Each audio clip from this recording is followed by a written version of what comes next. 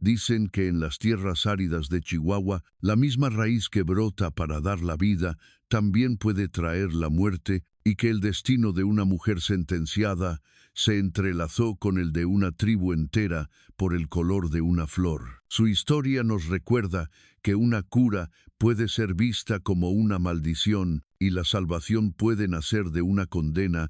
Saludos, gente de memoria antigua, soy Sebastián, el que camina los senderos olvidados para traerles las historias que la arena casi borra. Antes de que el sol se oculte tras las montañas, te pido que te suscribas a nuestro canal y me cuentes en los comentarios desde qué rincón de nuestra tierra nos acompañas. Esta noche, tu presencia da fuerza a estas leyendas. Ahora, guarda silencio y escucha, porque el viento del norte trae consigo el eco de un juicio injusto y el comienzo de una cacería. El aire dentro del jacal era espeso, una mezcla casi sagrada del aroma amargo de la ruda y el perfume terrenal de la raíz de cempasúchil machacada. Afuera, el sol de la tarde caía como plomo fundido sobre el pueblo fronterizo de Santa Trinidad, pero dentro, Ximena solo tenía ojos para la pequeña Isabel, cuyo pecho subía y bajaba con un silbido agónico. La fiebre escarlata la llamaban en el pueblo, una plaga que pintaba la piel de los niños con un mapa carmesí antes de robarles el aliento. Ximena humedeció un trapo en la infusión de hojas de gobernadora, una planta del desierto tan terca y resistente como la gente que vivía en él, y lo pasó por la frente ardiente de la niña. Llevaba 2 días y 2 noches sin dormir, luchando contra la muerte con las únicas armas que conocía, las plantas, el conocimiento de su abuela Yaquí, y una fe desesperada. ¿Mejorará?, preguntó don Ricardo, el hombre más rico del pueblo. Suya voz, acostumbrada a dar órdenes a una legión de vaqueros, ahora era un susurro quebrado. Su sombra enorme se cernía sobre ellas, llenando el pequeño cuarto con una ansiedad tan palpable como el calor. La fiebre es terca, pero su corazón es fuerte, respondió Ximena sin apartar la vista de la niña. Los antiguos decían que el cempasúchil guía a las almas, yo lo uso para guiarla de vuelta a nosotros. Era un conocimiento que no se aprendía en los libros de los misioneros, sino en el susurro del viento entre los mezquites, un saber mestizo que para algunos era medicina y para otros algo mucho más oscuro. Y en Santa Trinidad,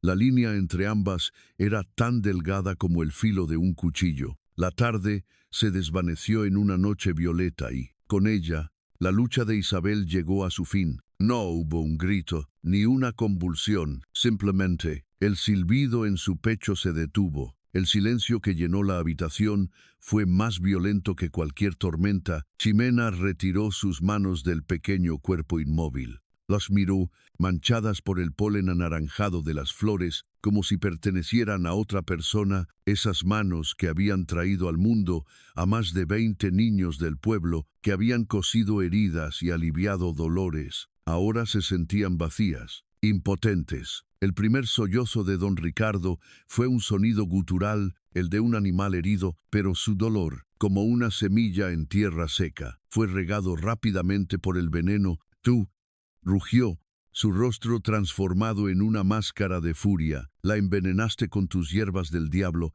La puerta se abrió de golpe y la figura alta y austera del capitán Morales llenó el umbral, su coraza de cuero brillando a la luz de la vela. Sus ojos, fríos como piedras de río, no mostraron sorpresa, solo una sombría confirmación. Lo advertí, Ricardo, la sangre mezclada trae consigo prácticas mezcladas. Esto no es medicina, es hechicería. La acusación colgó en el aire, robándole el poco oxígeno que quedaba. El miedo, más contagioso que cualquier fiebre, se extendió por el pueblo al amanecer. El juicio fue una farsa celebrada bajo el sol abrasador en la plaza principal. Ximena, de pie sobre una carreta, escuchó cómo las mujeres, a las que había ayudado a parir ahora, la llamaban bruja. Vio cómo los hombres para cuyas heridas había preparado ungüentos ahora pedían su muerte. El capitán Morales no necesitaba pruebas,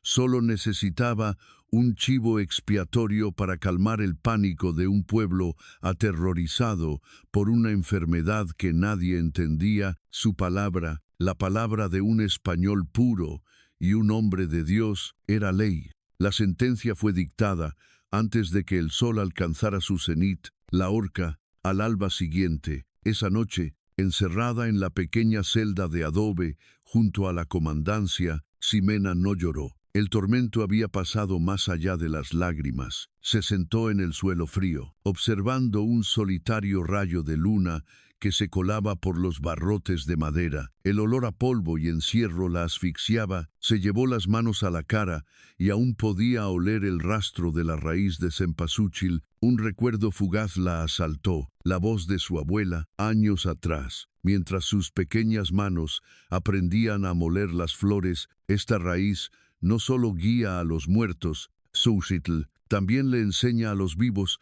a no tener miedo de la oscuridad. La oscuridad nunca había sido tan profunda. Apoyó la espalda contra la pared, sintiendo la textura áspera del adobe. Sus dedos, por instinto, buscaron las grietas, las imperfecciones. Fue entonces cuando lo sintió. Una de las vigas de madera que formaban la ventana no estaba bien anclada. El adobe a su alrededor estaba suelto, carcomido por alguna lluvia vieja. No hubo un plan calculado, solo el instinto primario de supervivencia. Durante horas, con la paciencia de una planta que rompe la roca para encontrar el sol, usó una piedra suelta del suelo para raspar y cavar alrededor de la viga. El sonido era casi imperceptible, enmascarado por el viento que aullaba fuera. Finalmente, la viga cedió. El hueco era apenas suficiente para su cuerpo. Se deslizó a través de él, cayendo en el callejón oscuro y silencioso. Por un instante se quedó inmóvil, escuchando los latidos de su propio corazón. Luego,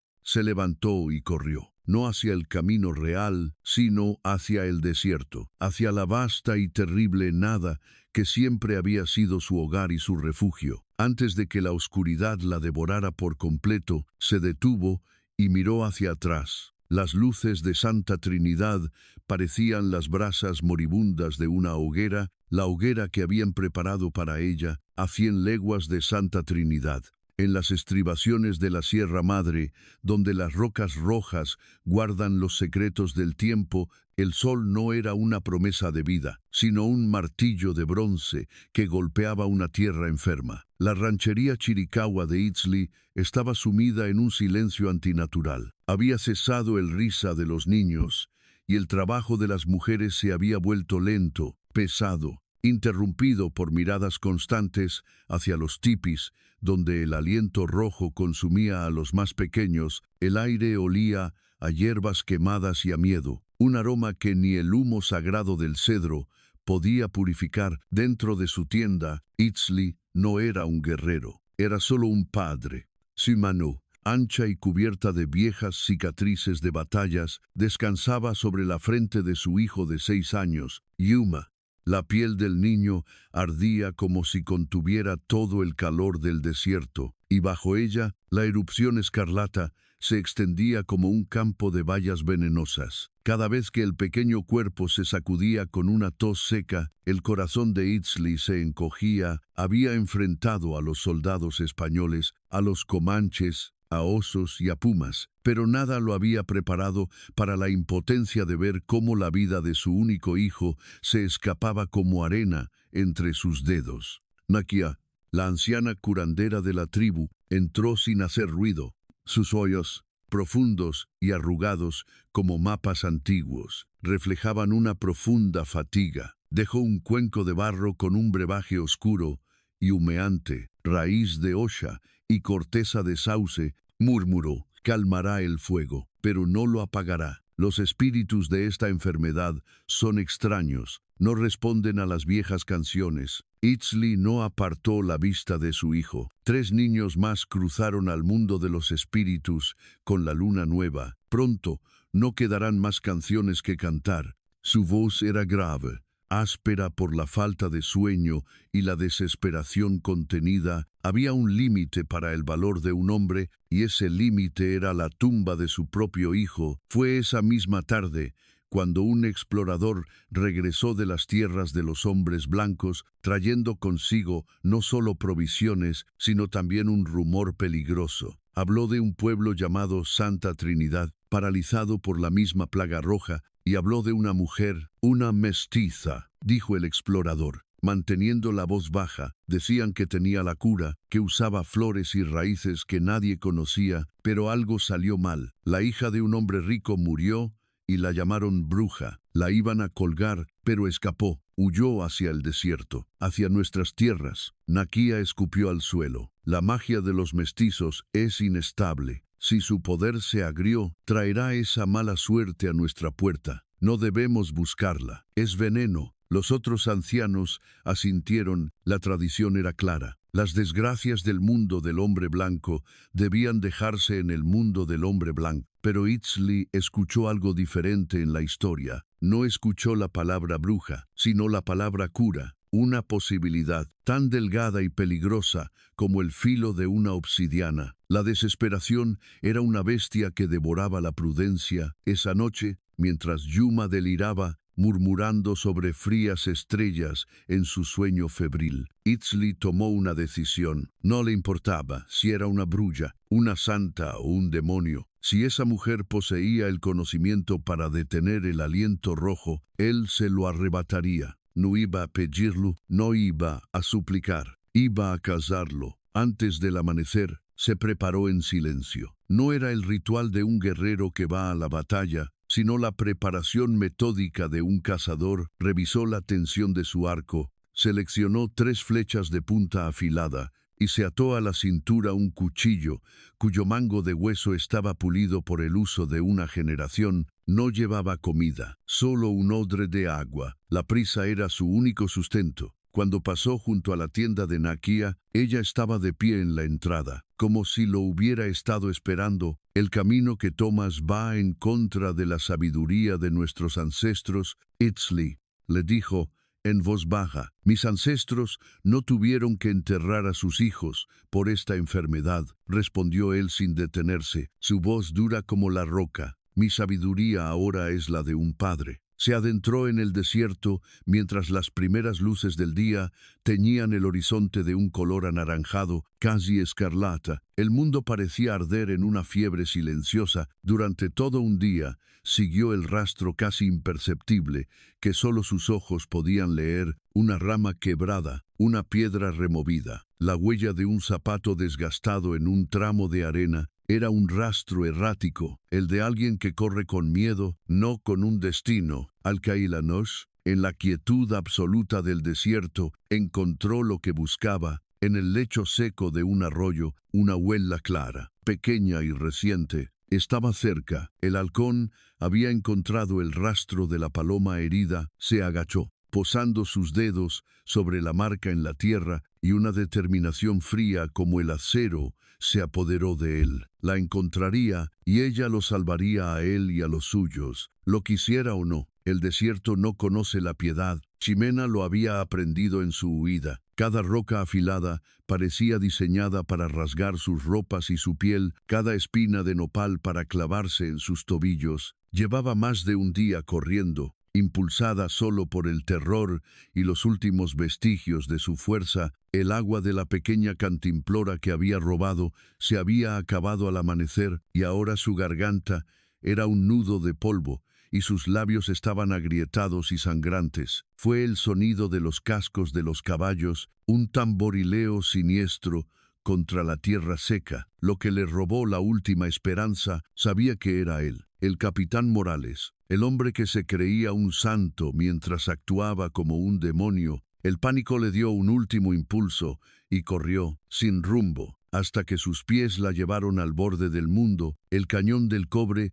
se abrió ante ella como una herida descomunal en la faz de la tierra, un abismo de sombras y viento que silbaba como un coro de fantasmas. No había a dónde ir, estaba atrapada entre la caída y el hombre que la cazaba. Se dio la vuelta, con el pecho agitado, justo cuando Morales y 3 de sus soldados aparecían en la cresta, sus siluetas negras, recortadas contra el cielo anaranjado. El capitán desmontó con una calma deliberada, una sonrisa cruel torciendo sus labios finos. La bruja acorralada dijo, su voz resonando en el espacio abierto, «¿Ves? Dios es justo. Te ha traído a tu propio altar de sacrificios. No hay escapatoria, ni para tu cuerpo ni para tu alma corrupta». Ximena se mantuvo erguida, reuniendo los últimos jirones de su dignidad. El miedo era un animal salvaje en su interior, pero no le daría la satisfacción de verla suplicar. Dios no tiene nada que ver con su odio. «Capitán,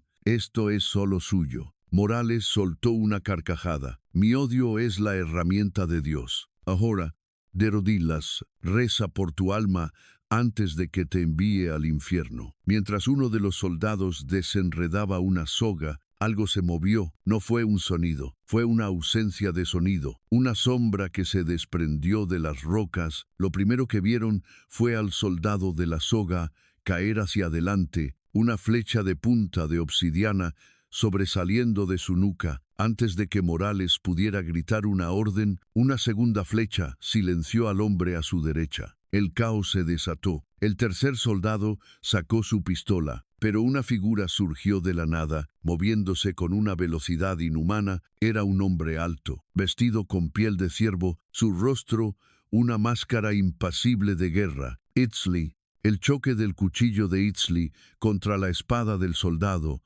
fue un chirrido metálico que se perdió en la inmensidad del cañón. La lucha no duró más de 10 segundos. Itzli no peleaba, ejecutaba. Cada movimiento era preciso, letal y desprovisto de cualquier emoción. Ximena observó, paralizada, pasando del terror de la captura al terror de esta violencia salvaje. Este hombre no era un salvador. Era una fuerza de la naturaleza, tan implacable como el desierto mismo. Morales, pálido de ira y conmoción, se quedó solo, disparó su pistola. Pero Itzli ya no estaba allí. La bala rebotó en una roca. El capitán miró a su alrededor, desesperado, y entonces Itzli apareció detrás de él, derribándolo con un solo golpe del mango de su cuchillo. El capitán cayó al suelo, humillado y desarmado. Itzli le puso un pie en el pecho, mirándolo con ojos que no contenían odio, sino un desprecio absoluto. «Tu ley no llega hasta estas tierras», dijo Itzli en un español perfecto y gutural. «Aquí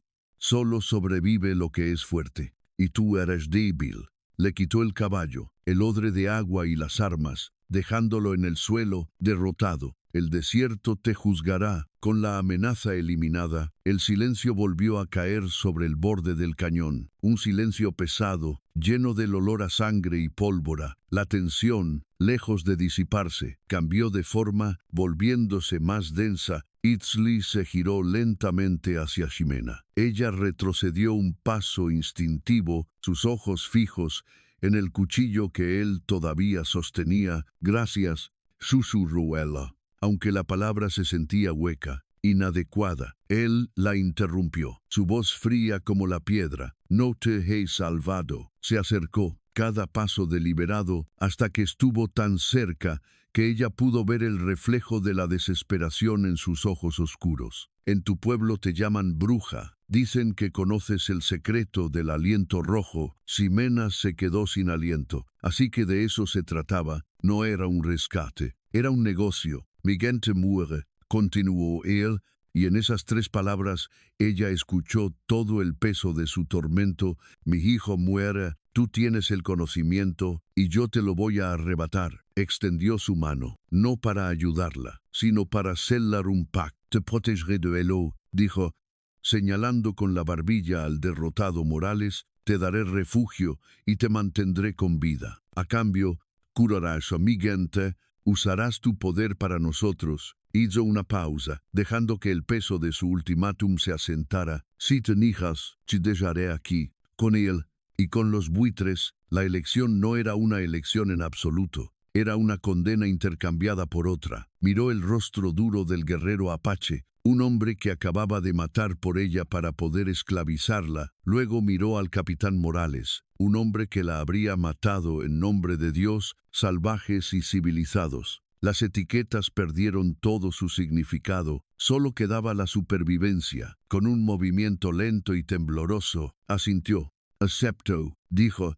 Su voz, apenas un susurro, arrastrado por el viento del cañón. Itzli no sonrió, simplemente asintió, como si el resultado nunca hubiera estado en duda. La agarró del brazo, con una fuerza que no admitía resistencia, y la condujo hacia el caballo del capitán. El pacto estaba hecho, sellado no con honor, sino con la moneda universal del borde del mundo, la desesperación, mientras se alejaban, dejando atrás los cuerpos y al hombre que los había cazado. Ximena supo que solo había cambiado una jaula por otra. Esta, sin embargo, era vasta, incierta, y se adentraba en el corazón de la apachería. Comenzó una guerra silenciosa bajo el sol implacable. Ximena montaba el caballo del capitán, mientras Itzli caminaba delante, guiando al animal con una cuerda, sin volver la vista atrás. No hablaba, no explicaba, simplemente se movía. Su espalda ancha era un muro de piel de ciervo,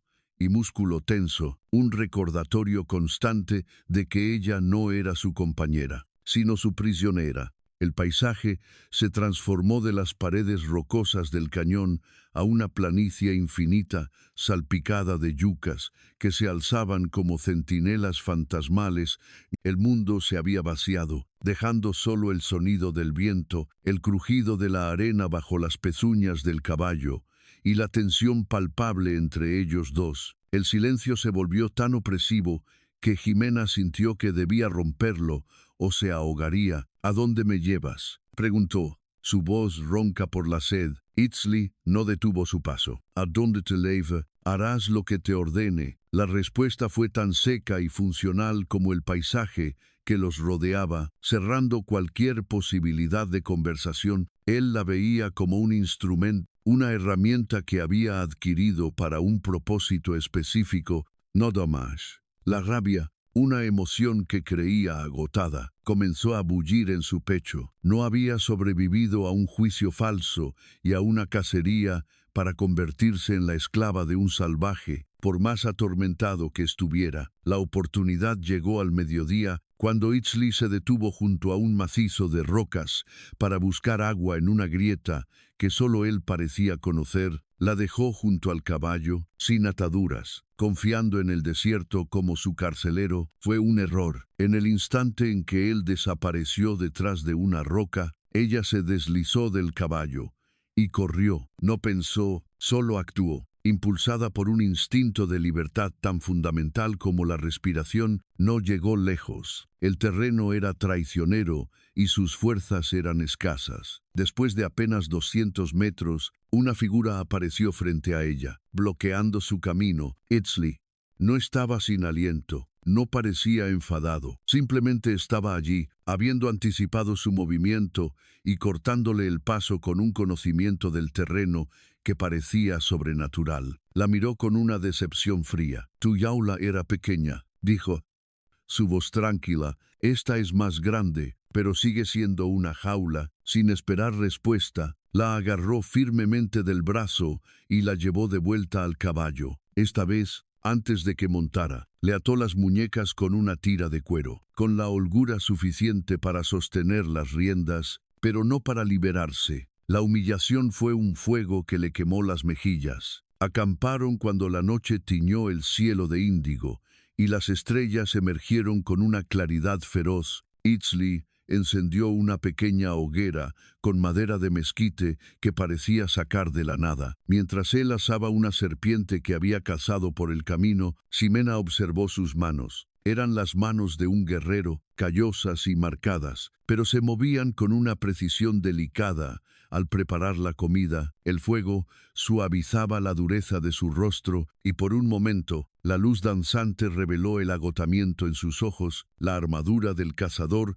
se había agrietado, y debajo, ella vislumbró al hombre. «Tu hijo», dijo ella, la pregunta saliendo antes de que pudiera detenerla. «¿Qué edad tiene?». Itzli se tensó. Sus manos se detuvieron sobre el fuego, levantó la vista y sus ojos se encontraron con los de ella a través de las llamas. El guerrero desapareció por completo y durante un segundo eterno, todo lo que Ximena pudo ver fue el terror desnudo de un padre. Tiene la edad en que los niños todavía creen que sus padres pueden vencer a la muerte, respondió finalmente, su voz baja y cargada de un dolor que lo impregnaba todo. Le pasó un trozo de carne asada. Era una tregua. Al día siguiente, la tensión había cambiado. El silencio persistía, pero ahora estaba lleno de las palabras no dichas la noche anterior. Mientras caminaban, Ximena reconoció una planta con pequeñas flores amarillas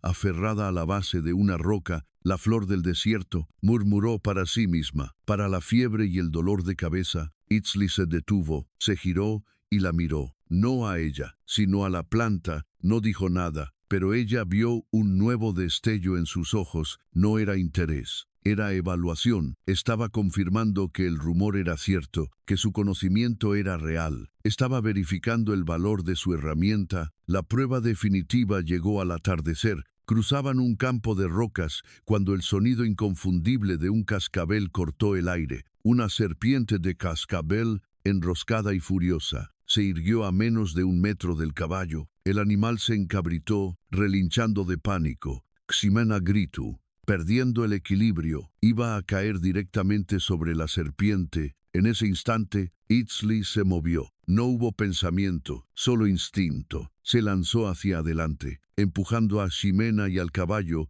con una fuerza brutal, interponiendo su propio cuerpo. Al mismo tiempo, su cuchillo salió de la vaina en un arco de luz mortecina. La cabeza de la serpiente voló por los aires antes de que pudiera atacar. Cayeron juntos en un enredo de extremidades y polvo. Por un momento, el mundo fue solo el sonido de su propia respiración agitada y el latido del corazón de él contra su espalda. La amenaza había pasado. Él se levantó primero, sacudiéndose el polvo. Le ofreció una mano para ayudarla a levantarse. Ella la aceptó, y sus dedos se rozaron. Fue el primer contacto que no fue un acto de agresión o control. Se miraron en el silencio del atardecer. La desconfianza seguía ahí, una sombra profunda entre ellos, pero ahora estaba veteada por algo más. Un respeto a regañadientes. Él no había protegido a su prisionera o a su cura.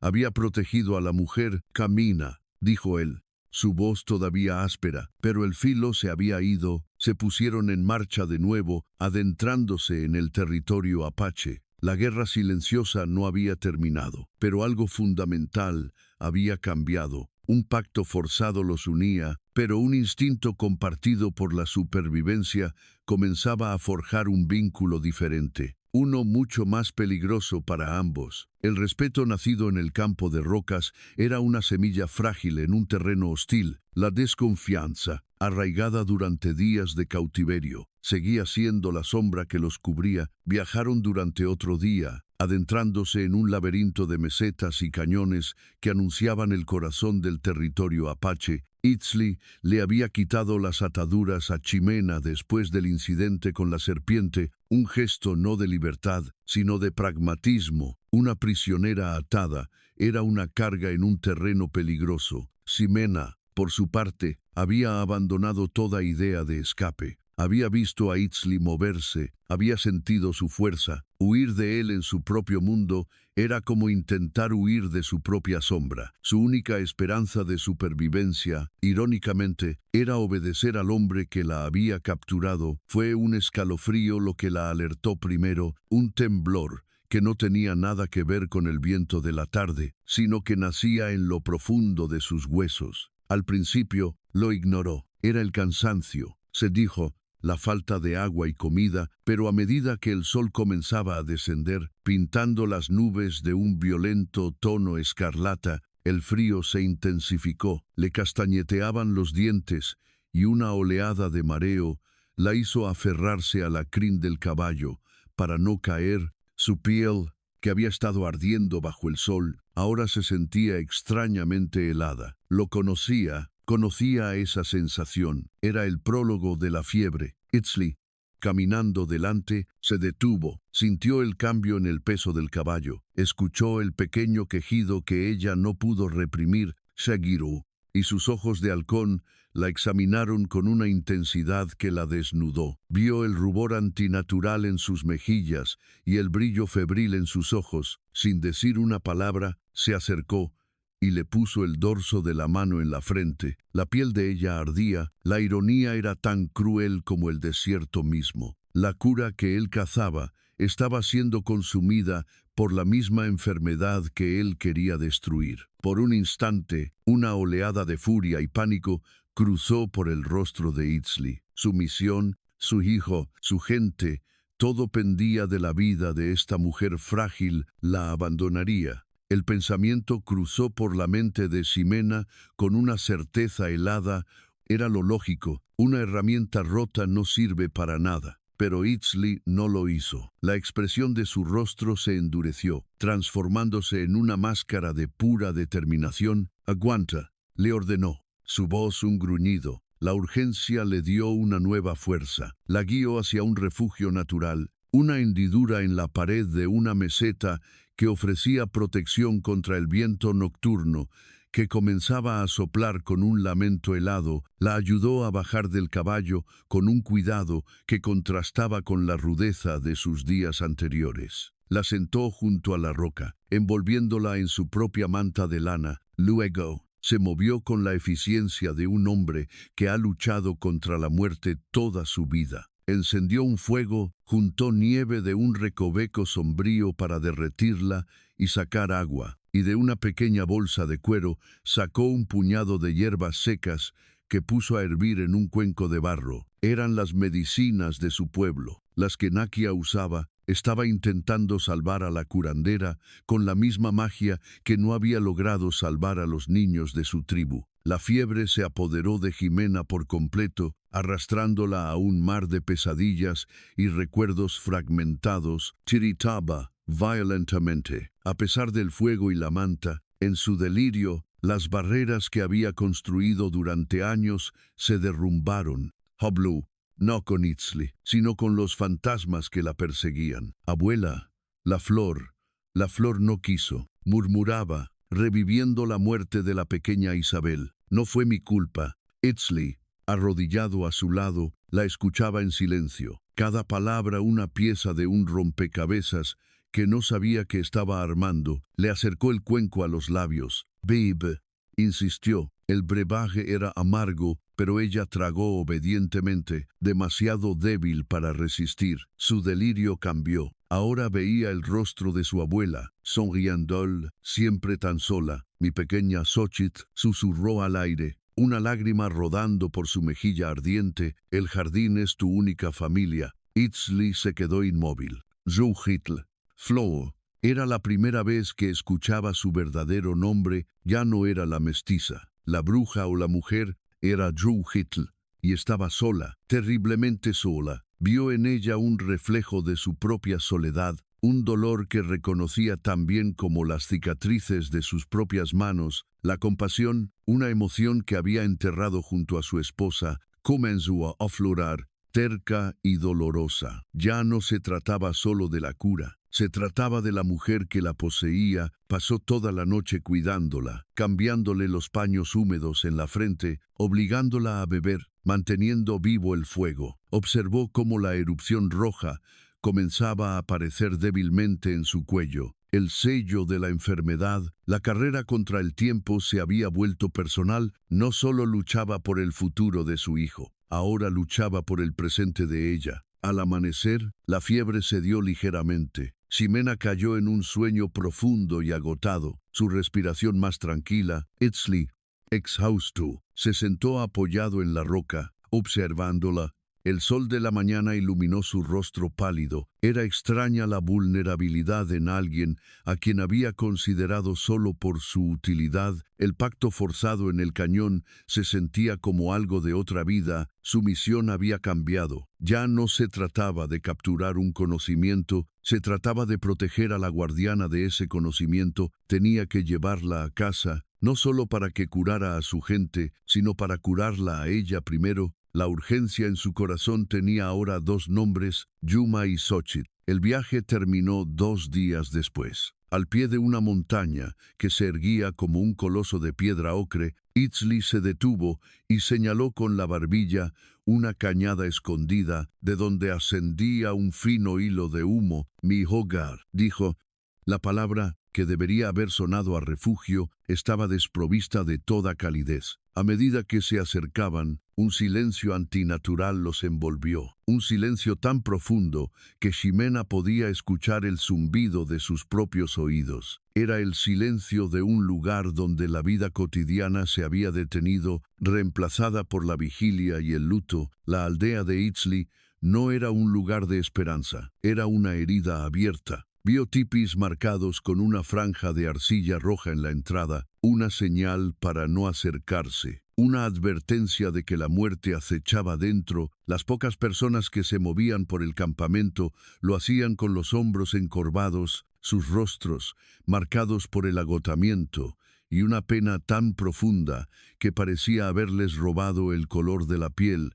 No había niños jugando, no había perros ladrando. Solo el viento que arrastraba consigo el débil lamento de una mujer desde una de las tiendas. Ximena, la curandera, reconoció la atmósfera al instante. Había entrado en el corazón mismo de la plaga. Un guerrero apostado como vigía los vio primero. Su rostro se endureció al ver a Ximena, una extraña, una Dazhou, montando el caballo de un hombre blanco. La noticia de su llegada se extendió sin necesidad de palabras. Las figuras comenzaron a emerger de las tiendas. Sus ojos no contenían curiosidad, sino una mezcla de miedo y resentimiento. Eran miradas que la desnudaban, que la juzgaban, que la condenaban antes de que hubiera dicho una sola palabra. El mismo veneno que había bebido en Santa Trinidad estaba aquí, en el aire. En los ojos de la gente se encogió instintivamente el frágil vínculo de compasión que había nacido en el camino con Itzli,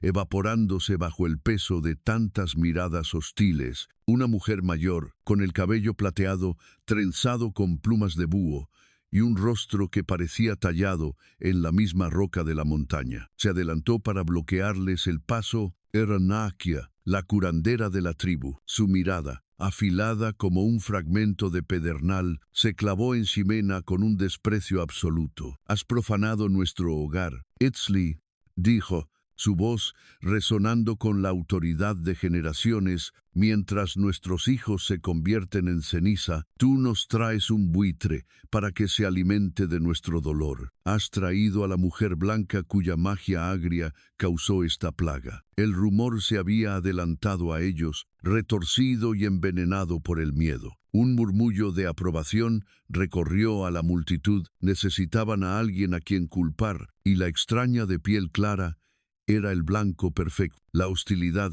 era una ola a punto de romper sobre ella. Ximena sintió un terror familiar. El mismo que la había llevado al borde del cañón estaba reviviendo su propia pesadilla, pero esta vez no estaba sola. Itzli desmontó y se paró frente a ella. Usando su cuerpo como un escudo, su presencia imponente silenció los murmullos. Miru Onokio. No con desafío, sino con un dolor compartido. Nuestras canciones no han detenido el aliento rojo. Nakia, dijo, su voz resonando en todo el campamento. Nuestros rezos no nos han devuelto a nuestros hijos. Fue una admisión dolorosa, una herida al orgullo de su pueblo, pero era la verdad. Se giró para mirar a su gente, a los rostros hundidos por el sufrimiento. Esta mujer, Xochitl, no es la causa, es la única esperanza que nos queda. Él la conoce una medicina diferente, un camino que no hemos andado. El uso de su nombre,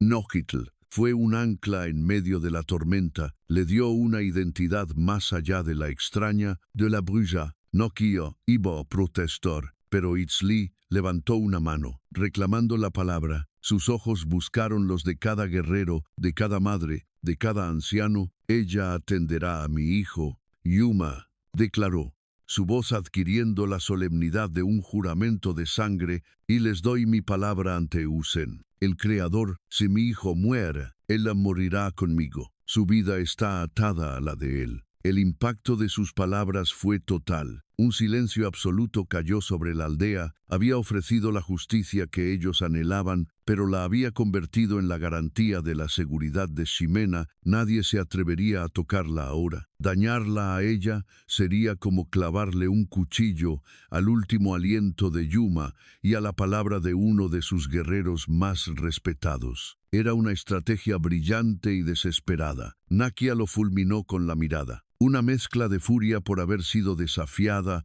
y de dolor por la falta de fe de Itzli. Sin decir una palabra más, se dio la vuelta y desapareció en su tienda. La multitud, aunque no convencida, se dispersó lentamente, sus miradas todavía cargadas de veneno, pero ahora contenidas por el juramento. La hostilidad no se había ido, solo se había agazapado. Esperando, Itzli se giró hacia Ximena, cuyo rostro estaba pálido por el miedo y la enfermedad. «Ahora entiendes», dijo en voz vaga, «tu vida y la de mi hijo son una sola. Sálvalo a él y te salvarás a ti misma». La condujo a través del campamento silencioso hacia su tipi. Cada paso se sentía pesado, observado. Al levantar la piel de la entrada, el olor a enfermedad la golpeó con fuerza. Dentro, en un lecho de pieles, yacía un pequeño niño, su pecho subiendo y bajando con un esfuerzo terrible, su piel marcada por el sello escarlata de la muerte. La prueba de Ximena no había terminado.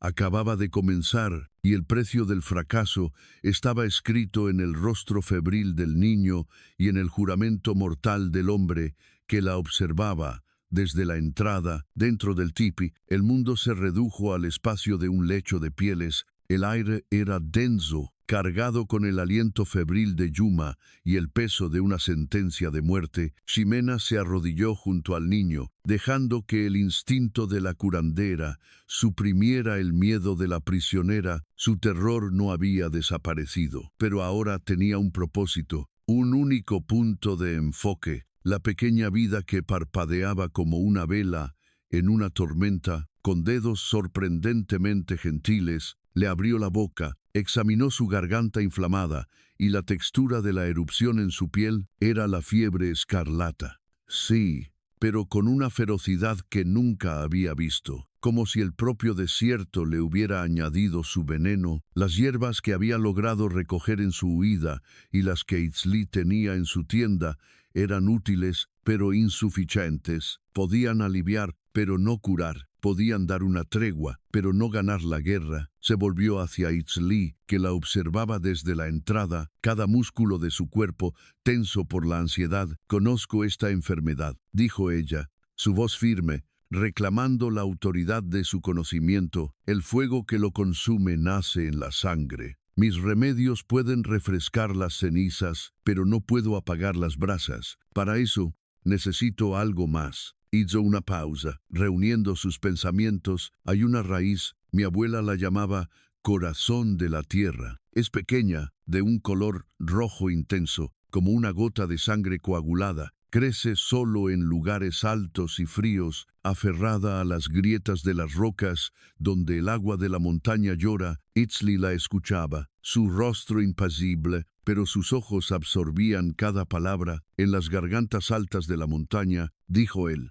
reconociendo la descripción, «donde anidan los halcones. Es un viaje de 2 días. Si los espíritus lo permiten, sin esa raíz, no puedo salvarlo», declaró Ximena, la verdad desnuda y sin adornos. «Solo puedo acompañarlo en su camino hacia la oscuridad». La elección no existía. Itzli no dudó. La fe que no podía depositar en los espíritus de sus ancestros, ahora la apostaba por completo en la palabra de esta extraña. Salió y habló brevemente con otros 2 guerreros. Les dio órdenes rápidas y precisas. Antes de partir, regresó a la entrada del tipi. Sus ojos se encontraron con los de Ximena por encima del cuerpo febril de su hijo. No hubo palabras de aliento ni amenazas.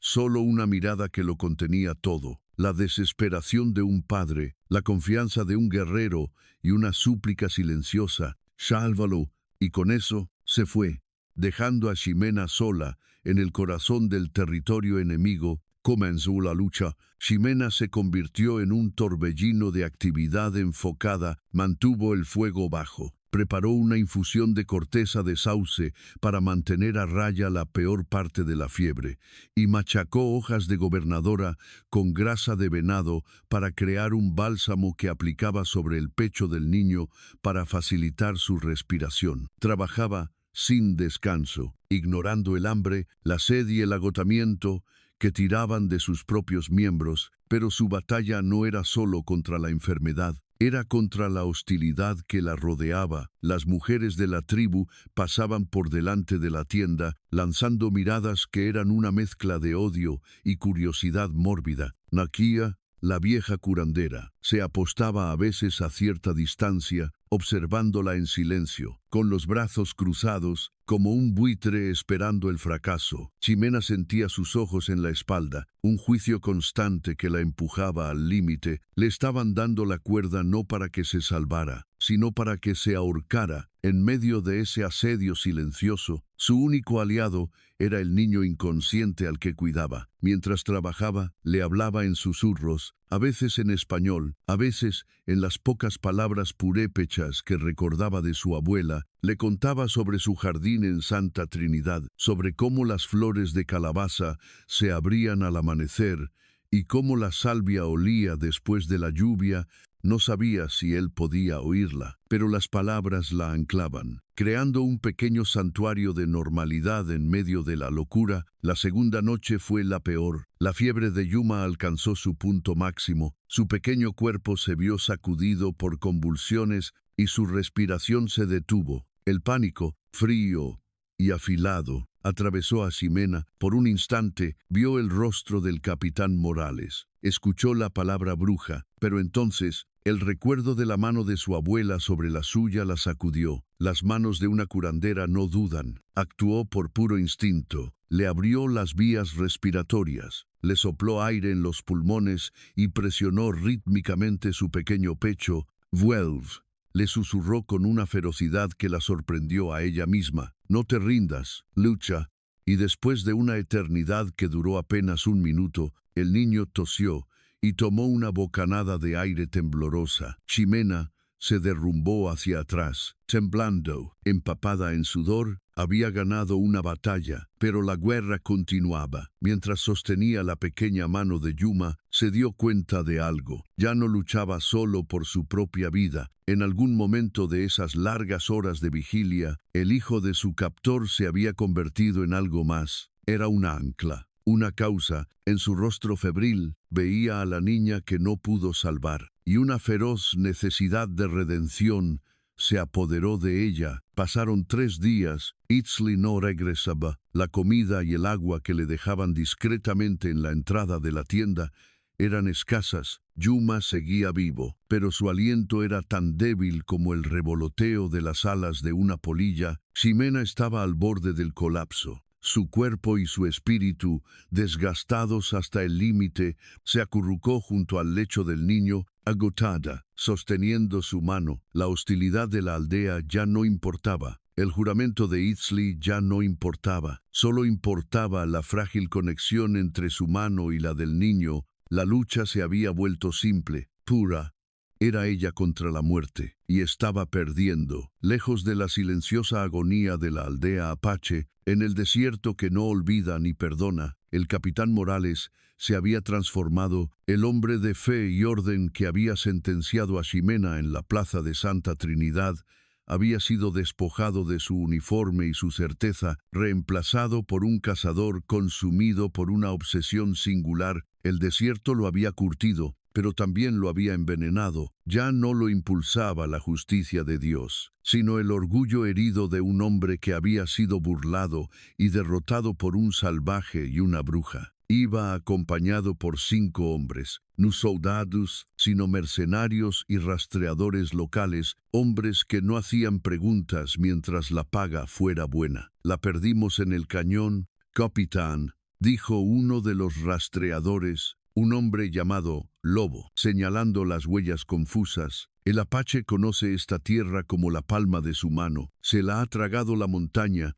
Morales escudriñó las cumbres lejanas, sus ojos entornados. «No se la ha tragado, la ha escondido. Esa mujer no es una simple hechicera de pueblo. Su conocimiento es poder. Quien controle la cura para la fiebre escarlata, controlará el destino de cada alma en esta miserable frontera, ya sea blanca o india. No la quiero muerta. Lobo, la quiero a ella y a su secreto. Su misión había mutado. Ya no buscaba la erradicación de una bruja, sino la posesión de un arma biológica. Mientras tanto, en las alturas de la Sierra Madre, la lucha de Itzli era de una naturaleza diferente. El aire era tan delgado que quemaba los pulmones, y el viento aullaba con la voz de espíritus hambrientos. Él y sus dos guerreros, el joven y nervioso Tello y el veterano Cochise, escalaban una pared de roca que parecía desafiar al cielo. Quizás no tenía razón, jadeó Tello, sus dedos buscando un agarre en la roca helada. Confiamos en la magia de una extraña, mientras nuestros hermanos mueren. Confiamos en la única oportunidad que nos queda, respondió Itzli sin mirar atrás. Su voz firme, a pesar del esfuerzo. La fe no sirve de nada cuando las tumbas se multiplican. Su determinación era absoluta, una fuerza que tiraba de los otros dos hacia arriba. Al llegar a una cornisa segura, Itzli tomó una decisión. La parte final de la escalada era la más peligrosa. Tello, baja y asegura a los caballos. Si una tormenta se desata, se asustarán. Cochise y yo iremos por la raíz. Nos encontraremos abajo antes del anochecer. Era una orden lógica, pero que sellaría el destino del joven guerrero. Tello descendió con agilidad, sin saber que los ojos de Morales lo habían estado observando desde un cañón cercano durante la última hora. La emboscada fue precisa y brutal. Tello luchó con la furia de un gato montés acorralado, pero eran demasiados. Lo redujeron y lo ataron, arrastrándolo ante el capitán Morales. Un pajarito de la montaña, dijo Morales con una sonrisa gélida, acercando la punta de su cuchillo al cuello de Tello. Y los pajaritos siempre saben dónde está el nido. Dime dónde esconden a la mujer. Tello lo miró con un odio puro y le escupió sangre en la cara. Muere, hombre blanco. La sonrisa de Morales se desvaneció. Tu gente muere de la fiebre. No es así, dijo en voz baja, cambiando de táctica. Una muerte lenta, dolorosa. Yo puedo ofrecerte algo mucho más rápido. O puedes decirme lo que quiero saber, y quizás deje que el desierto sea quien te mate de sed. Es una muerte más honorable. La crueldad del capitán era un instrumento finamente afilado. Durante la siguiente hora, el eco de los gritos ahogados de Tello rebotó en las paredes del cañón, un sonido que se perdió en el lamento del viento. Al final, Morales obtuvo lo que quería. Se acercó al lobo, limpiando la hoja de su cuchillo en la camisa del derrotado Tello. La información, aunque extraída con dolor, era clara. Una ranchería oculta en una cañada al pie de la montaña del Halcón. El triunfo brillaba en los ojos del capitán, una luz febril y demente. Parece que la bruja ha encontrado un nido, le dijo a su lugarteniente. Su voz, un susurro cargado de veneno y promesa. Es hora de quemarlo. Mientras Morales y sus hombres se ponían en marcha, con un nuevo y oscuro propósito, la cámara se aleja, subiendo por las paredes de la montaña, pasando por encima de Itzli y Cochise que, ajenos a la traición de abajo, finalmente alcanzan la grieta donde crece una pequeña y vibrante raíz roja, y mashallah,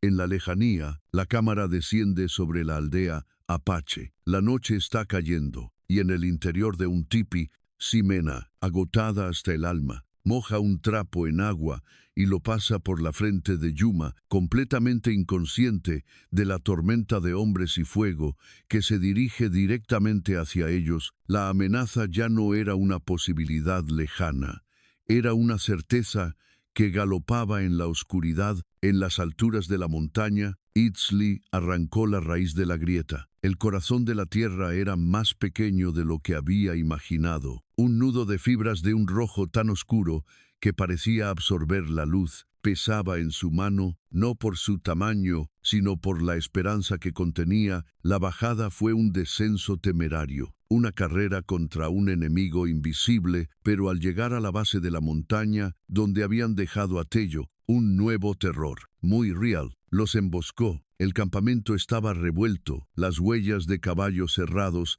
se mezclaban con las marcas de una lucha desesperada, y en el suelo, junto a una mancha de sangre seca, yacía una sola pluma de halcón, arrancada del cabello de Tello. Cojuiz, el viejo guerrero, maldijo en voz baja. Morales. El nombre cayó como una sentencia. Itzli miró las huellas que se dirigían al este. Hacia su hogar, el aliento rojo consumía a su hijo desde dentro, y ahora el hombre blanco galopaba para devorar lo que quedara. La desesperación se transformó en una furia helada.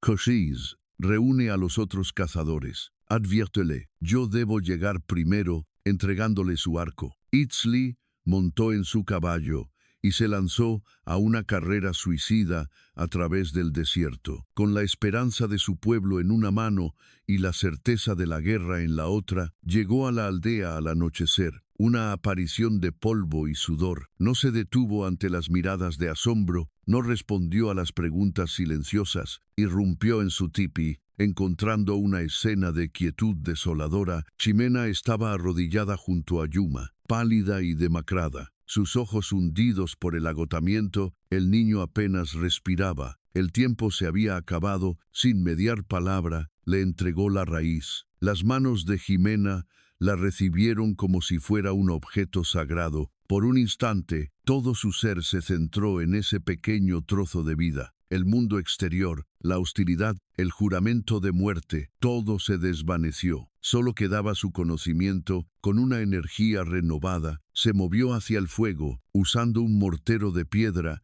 que había sido de la esposa de Itzli. Comenzó a machacar la raíz. El movimiento era rítmico, casi ceremonial. Añadió una pizca de salvia molida para purificar y una gota de su propia sangre, pinchándose el pulgar con una espina de agave, un antiguo rito que su abuela le había enseñado para ligar el espíritu de la curandera a la medicina. Itzli observaba cada movimiento, su corazón atrapado entre la fe y el terror. Nakia apareció en la entrada, silenciosa como una sombra. Su rostro era una máscara de escepticismo, sus ojos oscuros no perdían detalle. Esperando el inevitable fracaso, la prueba final de que los caminos del hombre blanco solo traían muerte. La presión en el tipi era tan densa que parecía absorber el aire. Con la medicina preparada, una pasta rojiza y olorosa, Ximena se enfrentó a la tarea más difícil.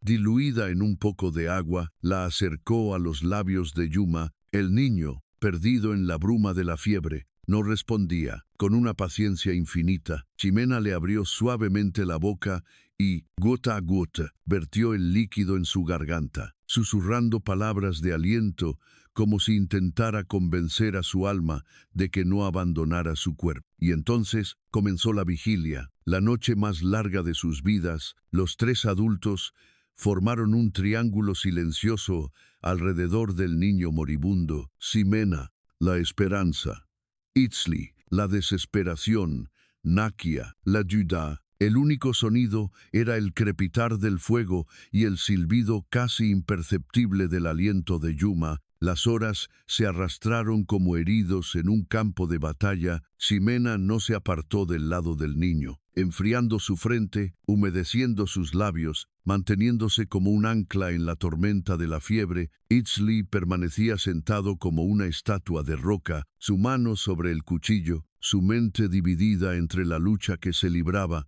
en el interior de la tienda y la que sabía que se acercaba desde el exterior. Justo en la hora más oscura, el momento antes del amanecer, cuando el velo entre los mundos es más delgado, el aliento de Yuma se detuvo. El silencio fue absoluto, un vacío que lo devoró todo. El corazón de Itzli dio un vuelco. La mano de Nakia se llevó a la boca en un gesto de horror. La vida de Ximena, por el juramento de Itzli, había terminado. Pero entonces, un espasmo recorrió el pequeño cuerpo. Yuma tomó una bocanada de aire profunda y temblorosa, un sonido gutural que rompió el hechizo de la muerte. Una sola gota de sudor brotó en su frente. Luego otra. El fuego interno, el aliento rojo, estaba siendo sofocado. Ximena, temblando de agotamiento y alivio, le tocó la frente. El calor abrasador había desaparecido, reemplazado por una calidez húmeda y natural. La fiebre se había roto.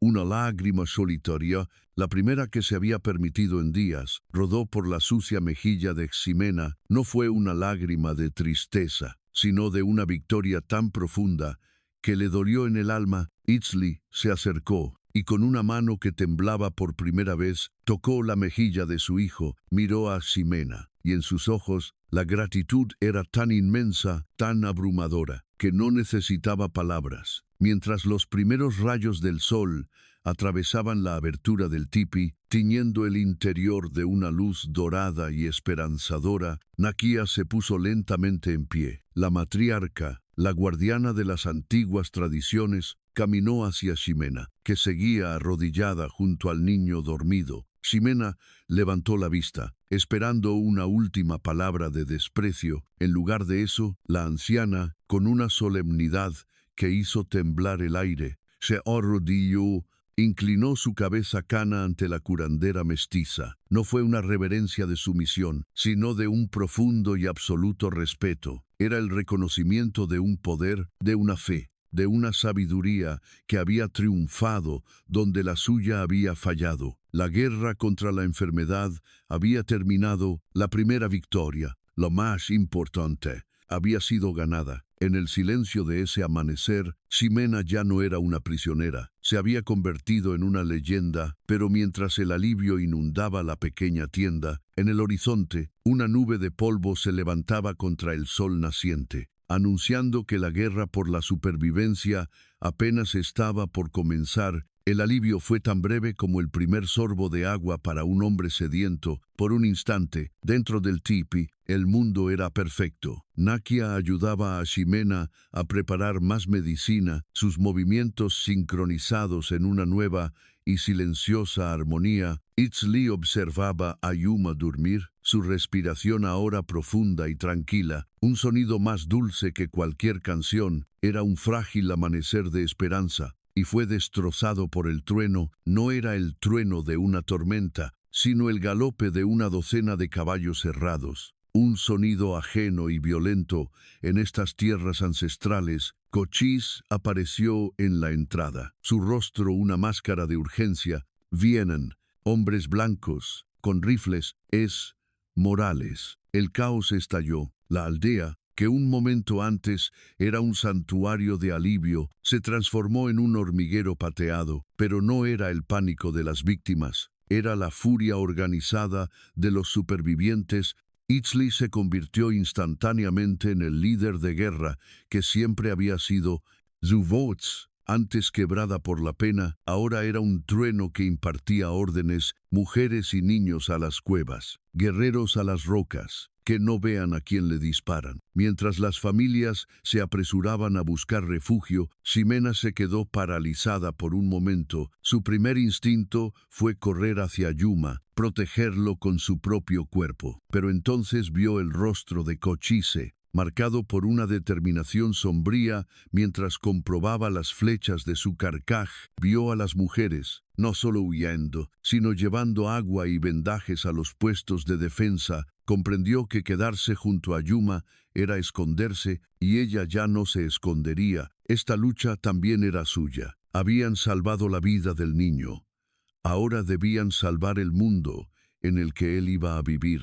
Nakia, dijo Ximena, su voz resonando con una nueva autoridad, prepara los vendajes y la raíz para el dolor. Yo tengo otra idea. La primera descarga de rifles fue una carnicería indiscriminada. Las balas astillaron los postes de los tipis y levantaron nubes de polvo, un acto de profanación sónica. Pero la respuesta apache no fue un grito, fue un susurro mortal. Flechas silbantes emergieron de las sombras, encontrando su blanco en la garganta o el pecho de un mercenario. Los guerreros de Itsli, superados en número y armamento, eran fantasmas en su propia tierra y comenzaron a cobrar un alto precio por la invasión. Morales, enfurecido por la resistencia invisible, ordenó a sus hombres avanzar. Quemen los tipis, sáquenlos de sus agujeros. Fue entonces cuando el arma de Ximena entró en la batalla, corrió hacia el gran fuego comunal en el centro de la aldea, que ardía bajo y lento. En sus brazos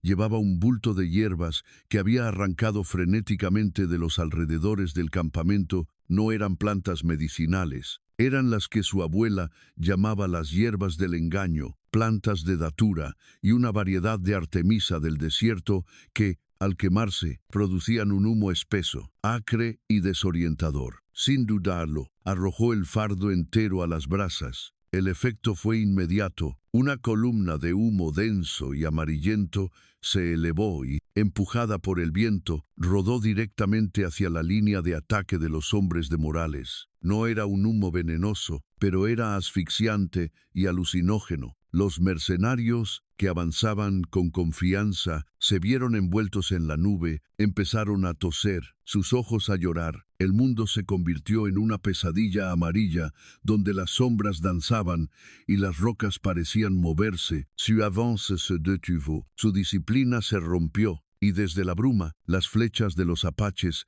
encontraron sus blancos con una facilidad aterradora. Ximena no se detuvo. Con Nakia, ahora como su sombra y su aliada incondicional, estableció un puesto de curación detrás de una formación rocosa. Se convirtió en el corazón palpitante de la defensa. Mientras los guerreros luchaban y caían, ellas los arrastraban a la seguridad, sacando balas con la punta de un cuchillo al rojo vivo, taponando heridas con una mezcla de musgo y hierbas coagulantes, y dándoles a beber una infusión que calmaba el dolor y les permitía volver a la lucha. La relación que había comenzado con hostilidad se había convertido en una simbiosis perfecta. La nueva y la antigua medicina, trabajando juntas, unidas por la furia de proteger a su gente. Itzli era un torbellino de muerte. Cada flecha que disparaba era un acto de venganza por el terror infligido a su familia.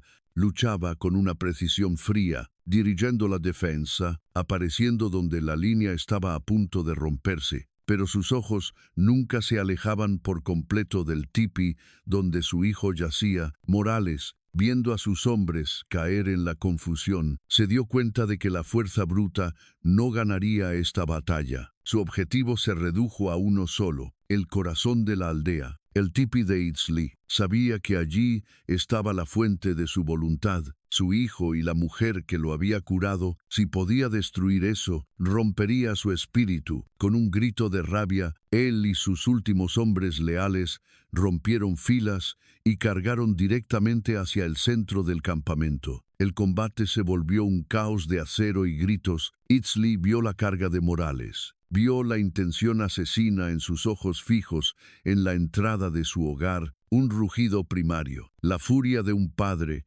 cuyo nido está a punto de ser profanado, brotó de lo más profundo de su ser. El tiempo pareció ralentizarse. Morales, con la pistola en la mano, estaba a solo unos metros de la entrada del tipi. Dentro estaba todo lo que Itzli amaba. Con un impulso que desafiaba el agotamiento y las heridas, Itzli se lanzó a través del campo de batalla. Interceptando al capitán en el último instante, los dos hombres chocaron con la fuerza de dos carneros enloquecidos, cayendo en un revuelo de polvo y odio. La batalla por la aldea se había destilado en un duelo a muerte. El Salvador y el Destructor, finalmente, enfrentados por el alma de la tribu. El universo se contrajo al espacio entre dos hombres. El resto de la batalla, los gritos, las flechas, el humo, se convirtió en un murmullo lejano. Para Itzli, solo existía el rostro de Morales, contorsionado por el odio. Para Morales, solo existía el salvaje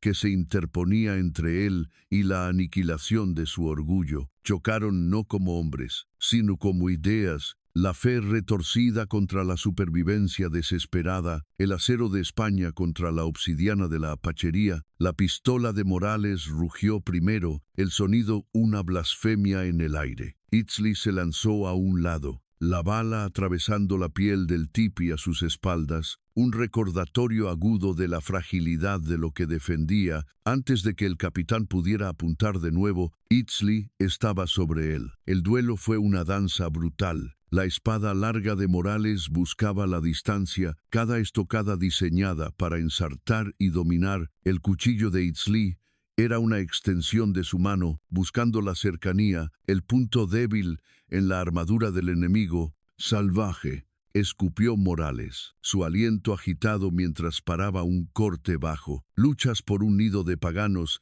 que la plaga purificará de todos modos. Lucho por el aliento de mi hijo, respondió Itzli. Su voz un gruñido gutural, algo que tu ley y tu Dios no pudieron proteger. Se separaron por un instante, ambos jadeando, ambos sangrando por cortes superficiales. El resto de los mercenarios, al ver a su líder trabado en combate, vacilaron, y los guerreros de Cochise aprovecharon su indecisión, presionando el ataque y haciendo retroceder a los invasores, pero el duelo principal era el centro de la tormenta. Morales, dándose cuenta de que no podía ganar con pura habilidad, recurrió a la fuerza bruta. Lanzó una estocada tan poderosa que hizo que Itzli perdiera el equilibrio y su cuchillo saltara de su mano. Clavándose en la tierra a varios metros de distancia, el capitán sonrió. Un gesto de triunfo cruel. Estaba desarmado. Vio la victoria. Ahora te arrodillarás ante un poder superior, dijo,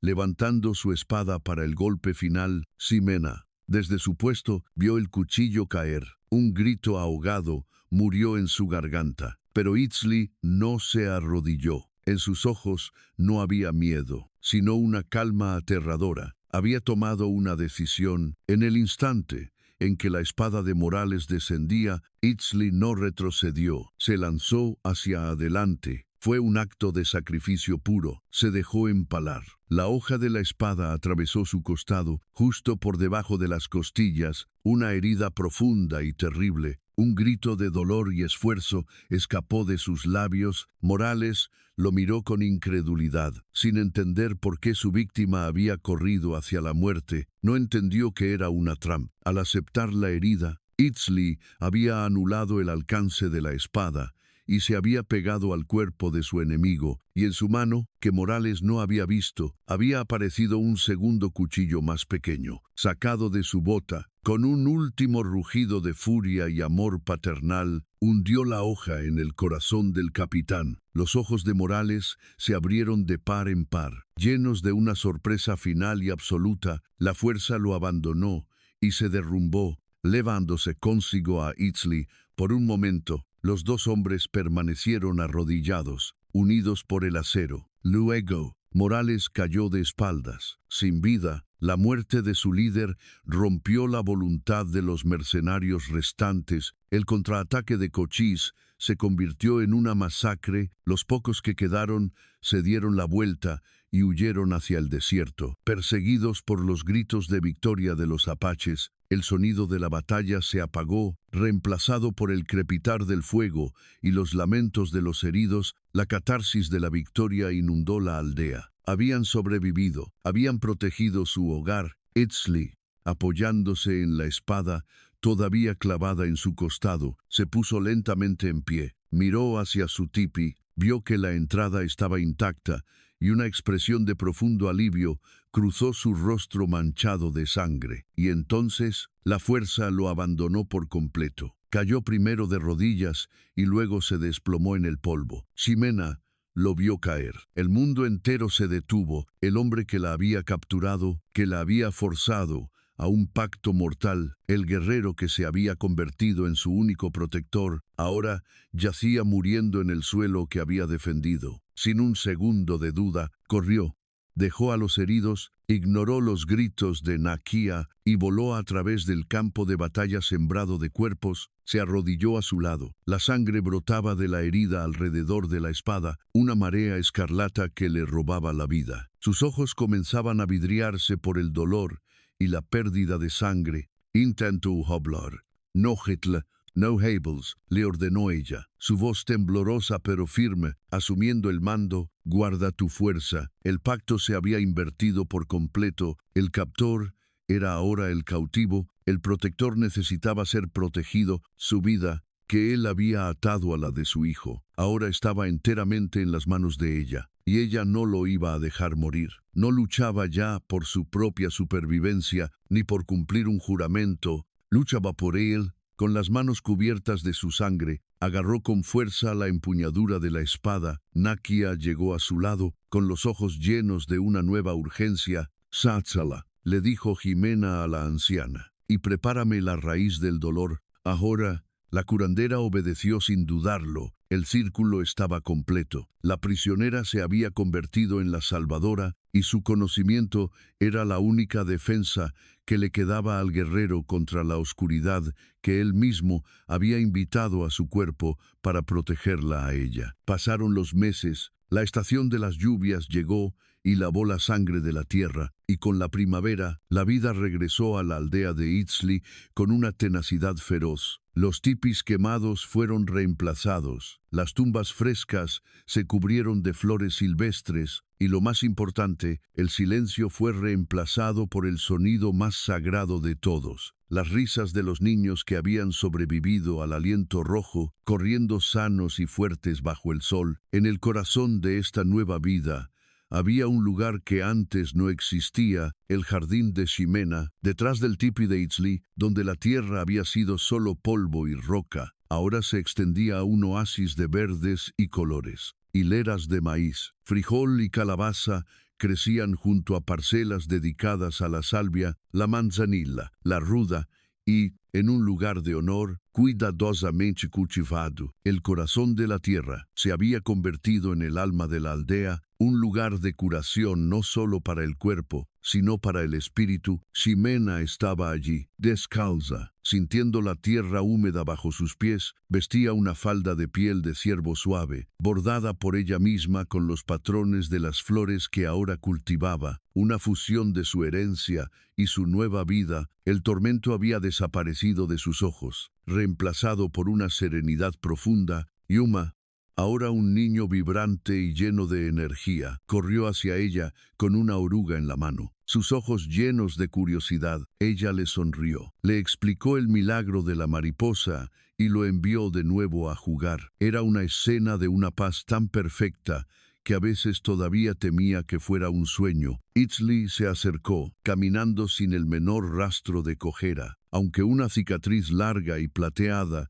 le cruzaba el costado, visible por encima del borde de su taparrabos, era la marca de su sacrificio. El precio de la paz. Se detuvo a su lado, observando el jardín. No hablaron durante un largo rato, compartiendo un silencio que ya no era una guerra, sino un entendimiento. Nakia dice que hablas con las plantas, dijo él finalmente, su voz suave. Dice que le cuentas los secretos de la gente y ellas te cuentan los secretos de la tierra. Ximena sonrió. Nakia dice muchas cosas. Ahora me llama hija. Se agachó y arrancó una mala hierba. El único secreto es escuchar. La mayoría de la gente se ha olvidado de cómo hacerlo. Itzli asintió, su mirada fija en el horizonte. El viejo pacto, el juramento de muerte que los había unido, se había evaporado en la noche de la batalla, cumplido y anulado por actos de sacrificio mutuo, pero su sombra aún se cernía entre ellos, una pregunta no formulada. Él se giró para mirarla. Sus ojos serios,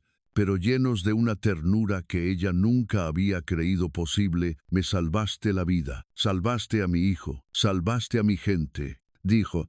Cada palabra, un reconocimiento del peso de su deuda. Cualquier juramento que te ataba a este lugar se ha convertido en polvo, arrastrado por el viento. Ya no eres una prisionera. Nuxitl señaló hacia el corral, donde 2 caballos estaban ensillados y cargados con provisiones para un largo viaje. Eres una mujer libre, libre para irte. Si deseas volver al mundo de tu padre, Cochise te guiará hasta la frontera. Si deseas buscar a la gente de tu abuela en el sur, te mostraré los senderos. Tu camino es tuyo para elegirlo. La oferta era real. La libertad que le había sido arrebatada, ahora le era devuelta. Incondicionalmente, era el mayor regalo que él podía darle. El acto final de respeto. Ximena levantó la vista hacia las montañas, las mismas que una vez habían sido los muros de su prisión, y que ahora se sentían como brazos protectores.